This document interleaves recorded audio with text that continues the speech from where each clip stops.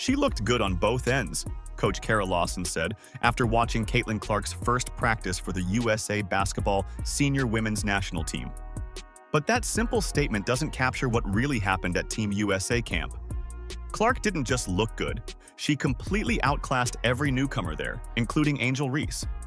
Sue Bird, the managing director, couldn't hide her excitement watching Clark push tempo, hit knockdown threes, and create chemistry with Aliyah Boston that screamed starting lineup. After an injury-plagued season, Clark just proved she's 100% healthy and ready to lead Team USA to gold in 2026. And Angel Reese? Well, let's just say she's been left in the dust and looks to be cut from the team. Let us know down in the comments if you think Angel Reese should be cut from Team USA. Who should not make this Team USA team? Caitlin Clark destroys in day 2 of Team USA camp, looking like the best player in the world as usual. After months of radio silence due to an injury-plagued sophomore season, Clark finally stepped back onto the court. But nobody expected what happened next. Prior to her injury during her second year, she was breaking records left and right during her historic rookie season. 62 records fell to this young woman. 62. She recorded triple-doubles, hit shots from half court, and turned the WNBA upside down with her incredible play. Then everything went wrong. Her sophomore season became a nightmare of injuries. One injury led to another, then another. Clark described the frustration perfectly when she said, "I think the challenge for myself was just, it was one. And then it's like a little better, but then it continued to compound and get worse and other things pop up." The woman who had rewritten the record books could barely stay on the court. She managed just 13 games the entire season. 13 games after breaking 62 records as a rookie.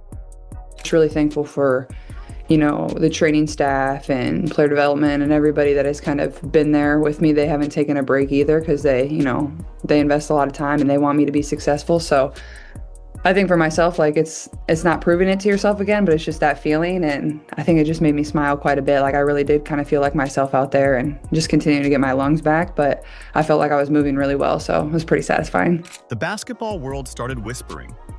Could she come back? Would the injuries keep piling up? Was her historic rookie year just a flash in the pan? Clark hadn't played competitive basketball in nearly 5 months when she walked into Team USA camp. 5 months away from the game that made her famous. The stakes couldn't have been higher. This wasn't just any practice. This was her audition for the 2026 World Cup team and the 2028 Olympics in Los Angeles. Every coach, every analyst, every camera was focused on her first touches. Could she still move like the player who broke all those records? Would the rust show after such a long layoff? Clark admitted she felt nervous walking into camp. "I feel like when I touched the basketball to start warming up before the practice even started, that's when I felt pretty comfortable," she revealed later. Being hurt is an incredibly isolating thing, and you don't really understand it until you go through it. And then I think the challenge for myself was just, it was one injury and then it was like a little better and then it kind of continued to compound and get worse and, other things pop up. And then I had the ankle injury. So it feels nice to finally be back to 100%. But comfortable doesn't describe what happened next. Clark declared herself 100% healthy and then proved it on the court. Her shots fell. Her passes found their targets. Her court vision looked sharper than ever. She pushed tempo like the Clark of old, creating fast break opportunities and finding teammates in perfect positions. The woman who averaged 16.5 points and 8.8 assists in those 13 healthy games looked completely locked in. Coach Kara Lawson watched Clark work and couldn't hide her amazement. "She looked good on both ends," Lawson said, but that simple statement carried massive weight. Clark hadn't missed a beat, according to the coaching staff. After 5 months away and a season full of injuries, she looked like the record-breaking rookie all over again. Maybe even better. One of the things that stands out to me in looking at this, it's not just that she's back on the basketball court and it's a relief, but her speed seems to be back. We saw it on that step-back three on the first day of practice, but there was a play in the day 2, and this play for a number of reasons is very exciting to watch. But number one, let's start with the speed. You see Caitlin Clark gets the dribble handoff from Aliyah Boston. it's the way she turns the corner and how quickly she gets down that stands out to me here. Look, coming downhill, great pass, right, to Jackie Young down there. So dribble handoff, and just moving quick with intent, gets it to Jackie Young, who misses the layup, but fights. Clark's joy was obvious to everyone watching. "My main goal for today was just smile and have fun," she said, and that smile never left her face during practice. She had her game back, her health back, her confidence back. The entire dynamic at Team USA camp shifted the moment Clark proved she was truly healthy again. There was one moment during practice that made Sue Bird and the coaching staff realize they were watching something special. Clark found Aliyah Boston cutting to the basket with a pass that seemed to defy physics. The ball arrived exactly where Boston needed it, when she needed it. Boston smiled as she finished the play. Clark grinned right back. The two Indiana Fever teammates had just shown Team USA exactly what chemistry looks like. This is what makes Caitlin Clark so special, all right? And this is what put pressure on defenses when she's out there, even if her shot isn't falling. All right, watch this. She gets the rebound. She's pushing the floor. Look at this tempo. Look at this tempo, fam. Pushing the floor. Absolutely rushing the defense. And then this is what happens when you do things like this. Look, watch this. Look, now you got a wide open AB over in the corner. I know it might be hard to see, but a wide open AB. All because she grabbed that rebound and pushed the tempo. Building team chemistry usually takes weeks or months in camp settings. Players need time to learn each other's tendencies, timing, and preferred spots on the court. Most guards struggle to find big men in traffic or deliver passes at the right speed. But Clark and Boston already knew each other's games inside and out. They'd spent an entire season together with the Fever, learning how to read each other's movements and create scoring opportunities. Their connection became obvious to coaches within minutes. Clark would grab a defensive rebound and immediately push tempo, scanning the court for Boston sprinting down the floor. Boston would establish position in the post, and Clark would thread passes through defenders that other guards couldn't even see. The timing was perfect. The execution was flawless.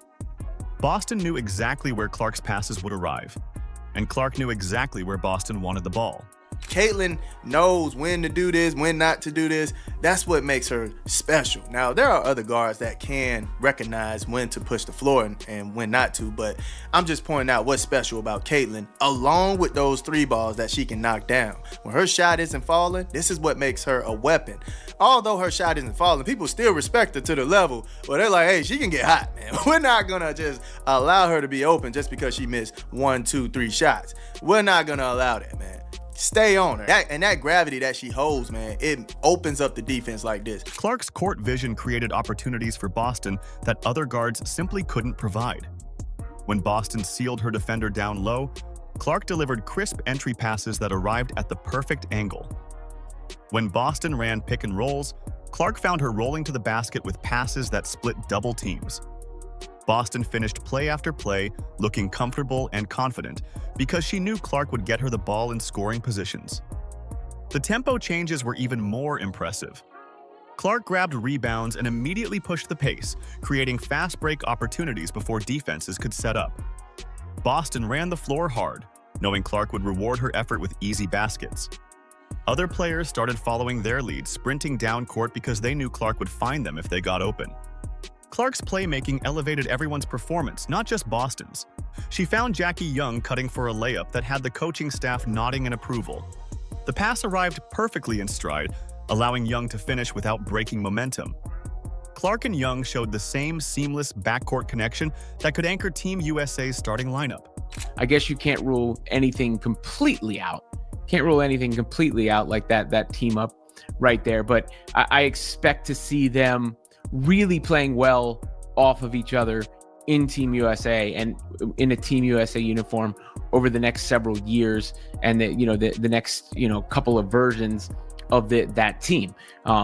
Just because Jackie Young knows how to do almost everything out on the court, and she would just thrive, I think, and she will thrive playing alongside Caitlin Clark. The positive energy between Clark and Boston was infectious.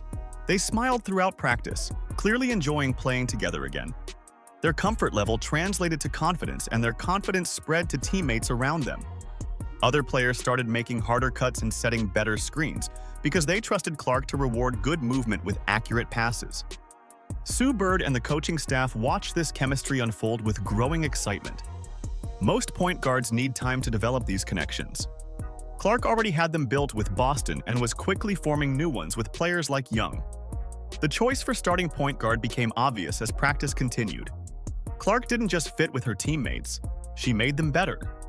While everyone talked about a battle for roster spots, the coaches were watching one player separate herself from the pack. The narrative heading into camp was simple. Multiple players would compete for limited spots on the 2026 World Cup roster. The competition was supposed to be fierce. Everyone expected close battles and difficult decisions for the coaching staff.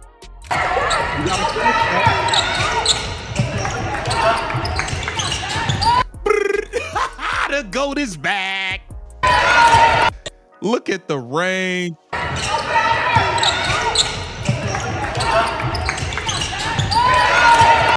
Man, she's back, bruh. She's back.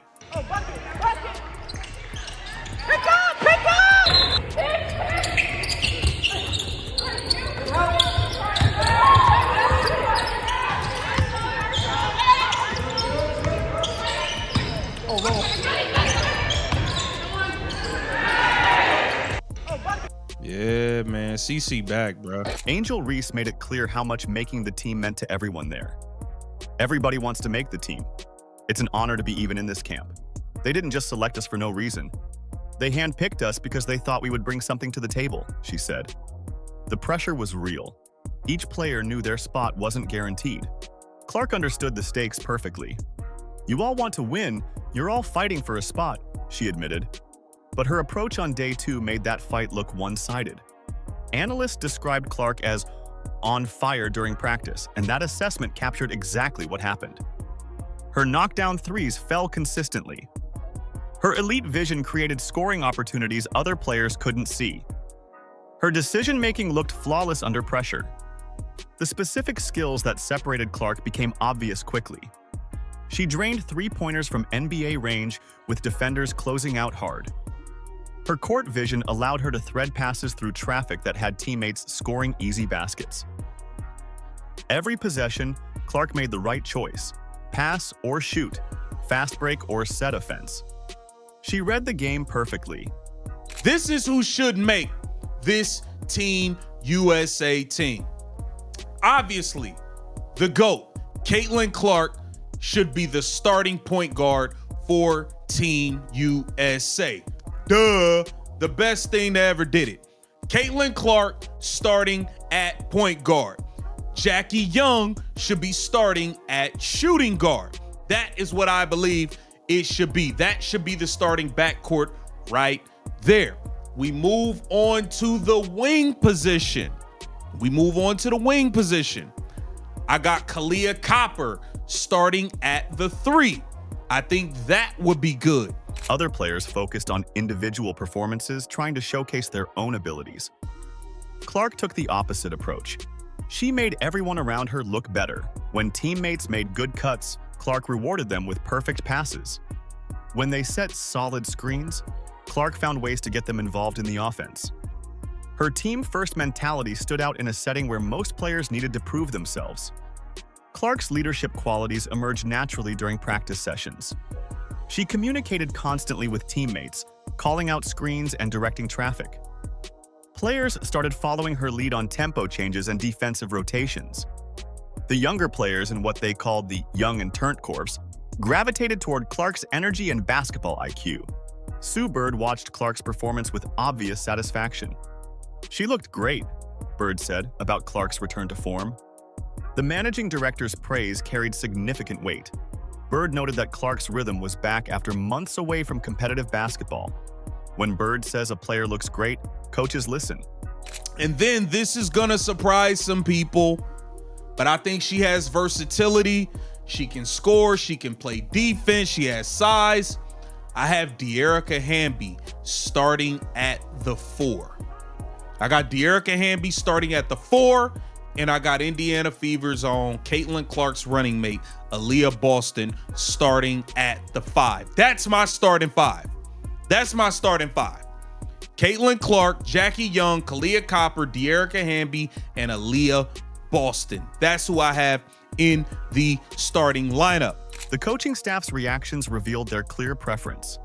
They smiled when Clark made plays. They nodded when she made smart decisions. Their body language showed they'd found their starting point guard. Clark stated, "It feels nice to finally be back to 100%, and her performance backed up that claim completely." Clark's dominant showing essentially ended any real competition for the primary point guard role. Other guards were still fighting for roster spots, but Clark had locked down the starting position. The future of Team USA basketball was taking shape around one player who had just announced her return to elite form. While everyone focused on who would make the roster, the real story was about who would define the next decade of Team USA basketball. This camp marked the moment when USA basketball officially passed the torch to a new generation. Clark stood at the center of that transition. Her dominant performance showed coaches they had found their franchise player for years to come. Clark reflected on her journey with USA basketball during camp. She remembered playing on the U16 team and dreaming about representing the senior national team. "It's the beginning of a new Olympic cycle," Clark said about her return to Team USA. That dream was now becoming reality, but the pressure was massive. The 2026 World Cup and 2028 Olympics in Los Angeles carried enormous expectations. And just seeing her back out on the floor at all is a big deal. And probably people holding their breath a little bit too, but just all of her movements look good. That's the most important thing. But that speed burst, that ability to get up the court quickly has stood out, because I do think that was something she never quite got all the way there in year 2, just because of the myriad of injuries, because she started in the preseason with the quad injury. And that's another differentiator for her, is how quickly she can move with the basketball. Sue Bird praised Clark's resilience throughout her injury-plagued season. Bird emphasized Clark's ability to stay connected and involved despite being sidelined. The managing director recognized the challenges Clark faced, but noted how she remained a supportive teammate. Bird's praise revealed the organization's long-term confidence in Clark's leadership abilities. Clark's transformation from injured second-year pro to cornerstone of Team USA's future looked complete. She confirmed she was back to 100% health after battling multiple injuries, including the right groin injury that ended her season. Her satisfaction with her physical condition was obvious. Clark moved well on the court again and showed no signs of rust. Angel Reese can be an asset and a value, rebounding, being tenacious on this team, and being just a role player, which is what she should be. She's not a star go-to player. Rebound, and that's it. That's all. Rebound and play defense. That's all you got to do. That should be your role, but your team in the WNBA sucks so bad that you're trying to do more, and that's just not you. Angel Reese emphasized that players were selected for camp based on their ability to contribute to the team. But Reese's fit with the new direction looked questionable. Her playing style didn't mesh well with Clark's tempo-focused approach. The coaching staff seemed less impressed with Reese's individual performances compared to Clark's team-first mentality. Reese grew frustrated watching Clark dominate practices while her own opportunities decreased. The competitive atmosphere intensified as roster spots became more defined. Clark's chemistry with players like Aliyah Boston and Cameron Brink highlighted natural connections that Reese couldn't replicate. Her chances of making the final roster appeared to be slipping away. Coach Kara Lawson was impressed with Clark's performance at camp. "She looked good on both ends of the court and hadn't missed a beat," Lawson noted. The head coach highlighted Clark's focus and readiness despite time away from competitive play. These comments signaled Clark's locked-in status for the 2026 World Cup roster. That speed is back. That burst is back. And therefore, Caitlin Clark, I would call her number 22, but in this case, number 17 is back. Just the way she gets up the floor, control of the ball, control of the step back, pure, all that. She said she had to get her conditioning back. Sue Bird said that was one thing. It would take her a little bit of time to work towards. The official roster announcement would formalize what everyone already knew. Clark had secured her starring role on Team USA's future championship plans. Her return positioned both the national team and the Indiana Fever for unprecedented success. Clark reunited with Cameron Brink at camp, reflecting on their shared history from the U19 team days. Clark's journey from camp standout to Olympic gold medalist was just beginning. The foundation was set for a dominant run through 2026 and beyond. Team USA had found their leader for the next decade. Sue Bird and Coach Lawson aren't just building a team for 2026. They're building a dynasty around one player. The challenge seems huge. How do you blend young talent with USA basketball's gold medal standard? Most teams struggle with this balance. Veterans clash with rookies. Chemistry takes years to develop. Clark provides the perfect bridge between youth and championship expectations. She brings elite talent, but also leadership qualities that Sue Bird praised throughout her injury recovery. Clark stayed engaged with teammates despite being sidelined. Her step-back threes and passing skills haven't missed a beat at camp. Team USA has found their leader for Germany 2026 and Los Angeles 2028. Let us know down in the comments if you think Angel Reese should be cut from Team USA. Like, subscribe, and turn on all notifications so you never miss out. Click the video on the screen, and we will see you in the next one.